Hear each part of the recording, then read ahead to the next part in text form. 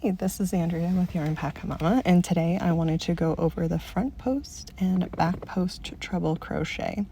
I've already worked a foundation of treble crochet stitches, and now I've turned my work and I've worked a 4-chain turning chain, which I'm going to count as a stitch. So I'm going to go into this first post and work my first front post treble crochet by going behind the post and bringing it forward and working a treble crochet on top of that. And it's just a normal treble crochet where you double yarn over your hook twice first. You go back behind the front post, or the post from the row below, you bring it forward, and then you yarn over, and then yarn over, pull through 2, yarn over, pull through 2, yarn over, pull through 2, again to finish off. And that's all there is to the front post treble crochet. You're just making a treble crochet around the post from the row below. And you do that by going back behind the post to bring it forward, which will create a raised texture to your fabric if you were to do this all the way up to do front post only. And that is really all there is to that. So do it one more time here. You're going to double yarn over, go into the post, back behind it, and then I'm finishing up here, as you can see, and I'm working a normal treble crochet into that last stitch, just to make it a little bit more even with the row below. So now I'm going to turn my work, and I'm going to work another 4-chain turning chain just to meet the height of a treble crochet. And I'm just going to work a row of regular treble crochets just to break up the back post that I'll be doing in another row. So I am finishing up that row of my normal treble crochets, and I'm going to go ahead and work into my turning chain, because I did count that as a stitch for these rows. And then I'm going to turn my work a 4-chain turning chain again.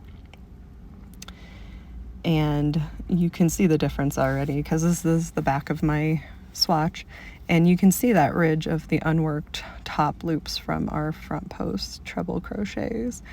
And anytime that you work a post stitch, it's going to leave the tops unworked and create a ridge on either the front or back, depending on which stitch you're using. So again, I'm doing a 4-chain turning chain, and I'm going to now work the back post treble crochet. And to do that, you have to go back behind your work after you've yarned over twice on your hook, and go in front of that post, pushing it backward. And then you're just going to yarn over, pulling up a loop, and then yarn over and work through 2 loops, work through 2 loops, work through 2 loops to finish off that treble.